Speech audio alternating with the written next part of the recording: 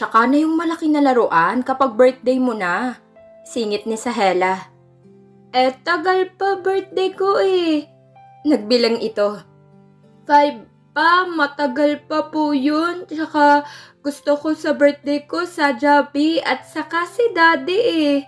Ang dami mo namang gusto anak, rinig niyang sabi ni Bella. Mami, para po hindi ka na umiyak po at para hindi na ikaw maaway sa work dahil sabi nila wala akong daddy eh. Ang sweet naman ng anak ko, pakis nga ang mami. Humalik ito sa labi niya, kaya napahagikik naman siya. I love you, mami ko, sabi ng anak niya. Pagkarinig nun ni Rafael ay naantig ang puso niya. Gustong-gusto niya na itong makita at mayakap. Ang tagal naman ni Sahela, nakalimutan na yata nito na may kasama siya. Napabuntong hininga siya. I love you, anak ko, lambing na sabi ni Bella sa anak. Naku, nilalanggam na ako dito sa kaartehan yung mag-ina. Natatawang sabi ni Sahela. Alis ka po dyan, Tita Hela. Baka makagat ka ulit ng langgam. Concern na sabi ng anak niya. Napatawa na lang si Sahela sa kainosentehan ng bata. Sama ka muna kay Tita Sahela mo at maghuhugas na muna ako. Ayoko, Mami. Dito lang ako. Punta tayo diba maya sa mall? Baka iwan mo ko eh. Inosente nitong sabi. Napahagikik si Bella. Diyan lang tayo sa sala. Nood ng TV at may sorpresa ako sa'yo. Dali. Na-excite naman ito kaya kaagad na sumama kay Sahela. Paglabas nila ni Sahela sa kusina, agad na bumungad sa kanilang batang napaka-cute. Kaya agad siyang napatayo pagkakita sa bata. Nakita din niya itong napatingin sa kanya. Namilog ang mga mata nito at napatulala ito pagkakita sa kanya. Tita Hela, nakita niyang hinihila nito sa kamay si Sahela. Si dati ko yan, diba? Sabay turo sa kanya. Napangiti siya sa kakitan nito. Hindi niya mapigilan na mapaluhan ng tuluyan na niyang masilayan ng anak niya. Ang laki na nito at magalang na bata. Halata sa pakikipag-usap nito kay Bella at kay Sahela. Oo, baby. Gusto mo siya makita, diba? Tumango ito at nakatitig pa rin sa kanya. Pero hindi ko pa po birthday eh. Andito na po siya agad. Baling nito kay Sahela. Ayaw mo ba? Tanong ni Sahela. Gusto ko po, Mami. Mami, nandito na po si Daddy ko. Yay! Sigaw ng bata. Tumakbo itong lumapit sa kanya. Tiningala siya nito at sinusuri. Masayang-masayang mukha nitong nakatingin sa kanya. Daddy ko! Sabay taas ang dalawa nitong kamay. Nagpapabuhat ito sa kanya. Kaya kinarga niya ito agad-agad. Yes, anak ko. Nandito na ang daddy. Sabay yakap sa anak niya at napaluhan ng hindi niya namamalayan. Mahigpit din na yumakap sa kanyang bata. Kumalas ang bata sa pagkakayakap sa kanya at hinawakan ito magkabila niyang pisngi. Masaya itong nakangiti sa kanya. Napapikit siya ng bahagya ng haplusin itong pisngi niya. I love you po, daddy ko, sabi ng anak niya at yumakap ulit sa kanya. Mahal na mahal ka din ng daddy mo, anak ko. Emosyonal niyang sabi. Hindi mo kami iwan ni Mami, di ba po? Lumuluha na sabi ng anak niya. Nakatitig ito sa kanya na parang isang maling sagot niya lang iiyak na ito. Oo, anak ko. I'm sorry dahil ngayon lang dumating si Daddy. Sabay yakap ulit sa anak niya. Hindi niya alam kung gaano sila katagal na magkayakap ng anak niya. Hindi na din niya pansin ang mga tao sa paligid niya. Ang nasa isip na lang niya sa ngayon ay ang mayakap ang anak niya. God, I love this feeling. Ang saya sa pakiramdam na may tumatawag sa akin na Daddy. Nakakataba ng puso. Emosyonal naman na nakatingin si Bella sa kanila nang balingan niya ito. Yumuko ito nang makita nitong nakatingin siya dito. Yakap ito ni Sahela at may ibinubulong ito dito. Kuya, kami din. Pakarga din ako. Masyado ka nang madrama eh.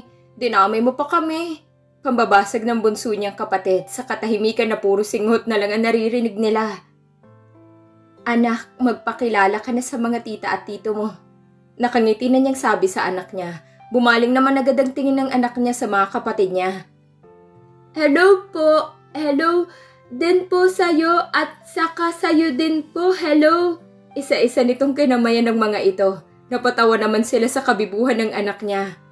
Pangalan ko po, Bel Stefano Valmento Herms po. po. Hindi po marunong magsulat kasi haba-haba name ko po Nguso nitong sabi sa mga tita at tito nito. Nagkatawanan sila sa sinabi ng anak niya. Aliw na aliw sila't natutuwa sa bata. Ang daldal nito. First nephew kasi nila ito sa both side ng family nila. At paniguradong matutuwa ang lolo at lola nila both side at ang parents niya. Masiyahin, napakabibo, super hyper at ang bata pa nito napakadaldal na. Si Bella sa family nito. Ito na lang ang wala pang sariling pamilya. Kaya akong bubuo para sa mag-ina ko. Ang cute-cute mo. Halika, karga ka din ni Tita Pani. Excited na kinuha ng kapatid niya ang kanyang anak. Masaya naman na nagpakarga ang anak niya dito.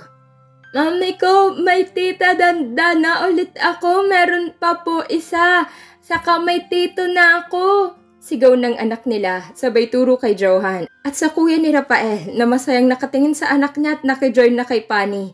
Hindi na nila pinakawalan pa at nilalaro na nila ito. Bibo naman sumagot ang anak niya at nakikitawa na din. Napaka-friendly din nito sa lahat at hindi mahiyain na bata.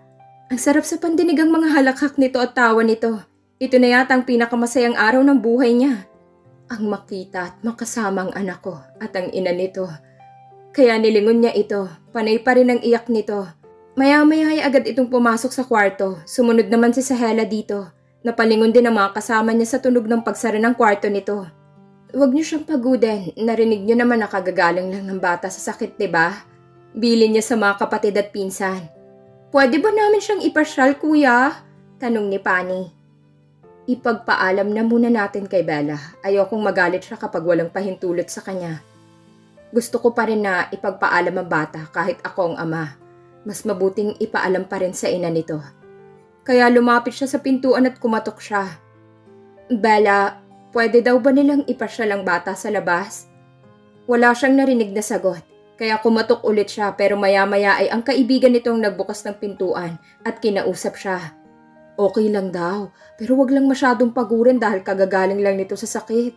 Baka daw mabinat. Wag daw nila pababayaan, sabi ni Bella. Sabi nito, okay, salamat. Sinara nito ulit yung pintuan pero nanatili pa rin siyang nakatayo doon. Pwede daw ba, bro? Tanong ng kuya niya. Tumango naman siya. Yung bilin ko ha? Anak, pasyal na muna kayo nila tito at tita mo. Gusto mo ba? Tanong niya sa anak. Si mami po, sama ko mamaya. Pasyal Sagot nitong parang nag-iisip pa. Mag-uusap muna kami ni mami mo dito sa bahay. Pwede naman na sila nang kasama mo mamasyal. Sunod tayo nila mami naman ang mamamasyal.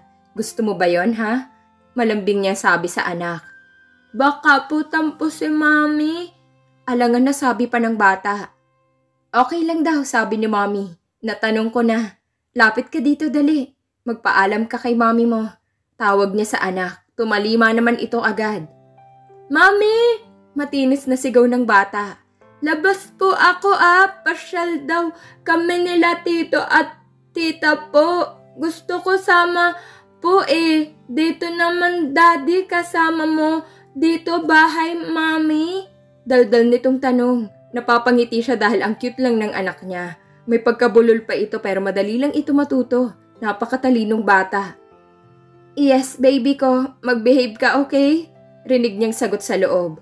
Ramdam niyang namamaos ang boses nito kakaiyak nito. Nahabag at nalungkot siya para sa dalaga. Kakausapin niya ito mamaya. Okay daw, sabi ni mommy. Mag-behave ka daw anak.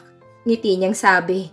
Yay! Thank you mommy! Bye-bye na po! Sigaw na naman ng bata at tatakbong lumapit sa mga kapatid niya. Pero maya-maya ay tumigil ito at bumalik sa kanya. Bye-bye din po daddy! Sabay yakap sa mga binti niya. Kinarga niya naman ito at hinalikan sa noo. Ibinaba niya na ito. Masayang lumapit sa mga kapatid niya.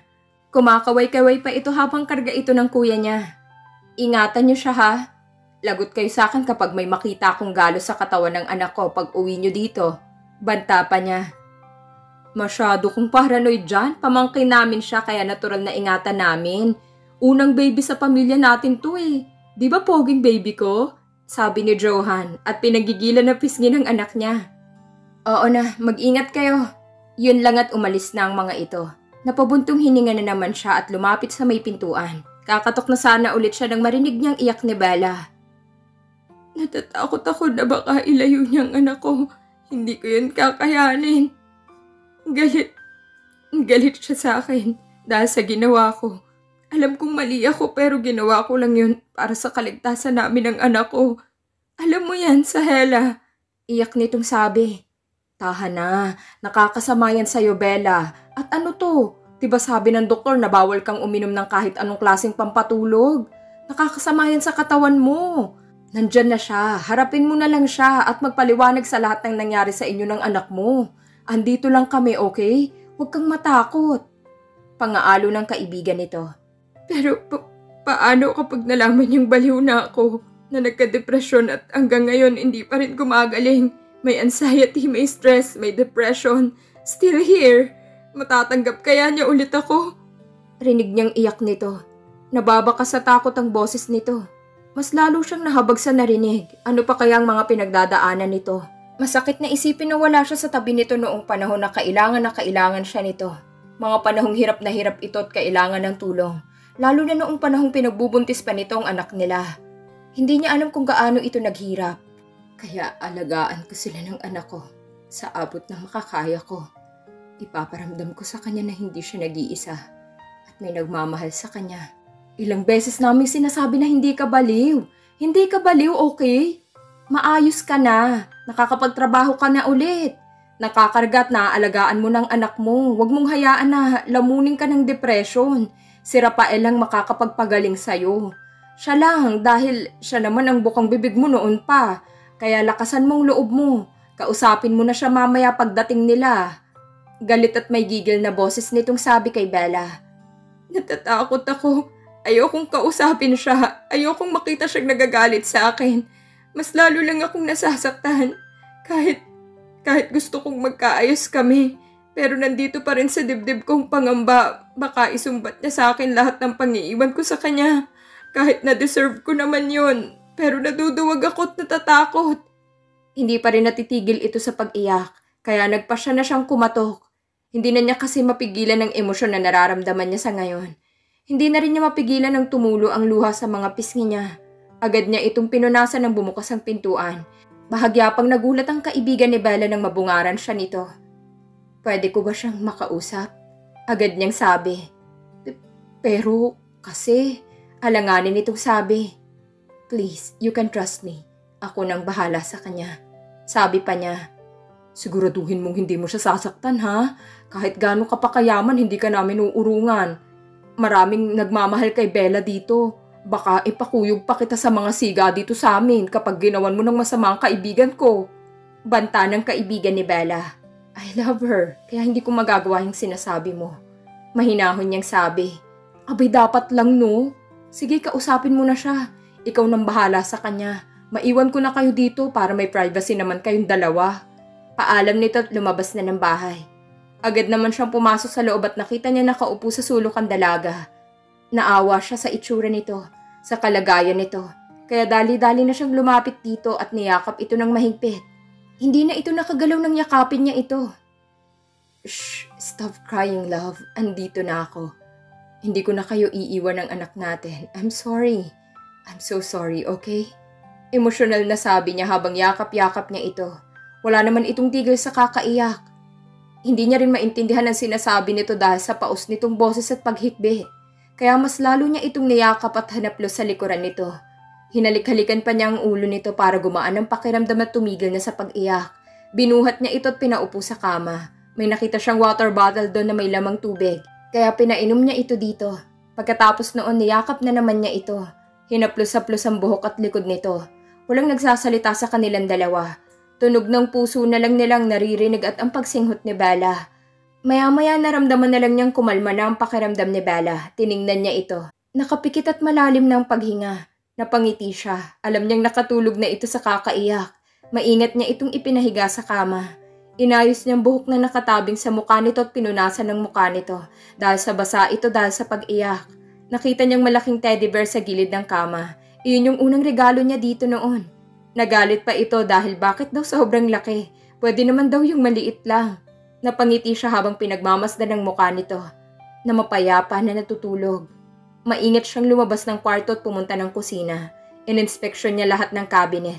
Napailing siya ng kaunti lang ang nakitang laman ng maliit nitong refrigerator. Sa cabinet nito halos wala din laman. Paubos na din ang gatas at Milo nila, pati asukal. Napapailing siya at naawa sa kalagayan ng mag-ina niya. Kaya tinawagan niya ang kapatid na mag-grocery sila bago sila umuwi dito. Sinabihan na din niya na tanungin ang bata sa mga gusto nitong kainin at bilhin na din nila. Yun lang at binalikan na niya si Bella sa kwarto. Doon naman niya iginala ang paningin. Nakita niyang mga nakadikit na mga pictures nilang mag-ina, pero karamihan picture ng anak nila. Nang magsawa sa kakatingin ng mga pictures, ay tumabi na siya kay Bella sa kama. Umupo siya sa gilid at walang sawang tinitigan ng maamong mukha nito. Ngunit andun ang bakas ng lungkot sa mukha nito.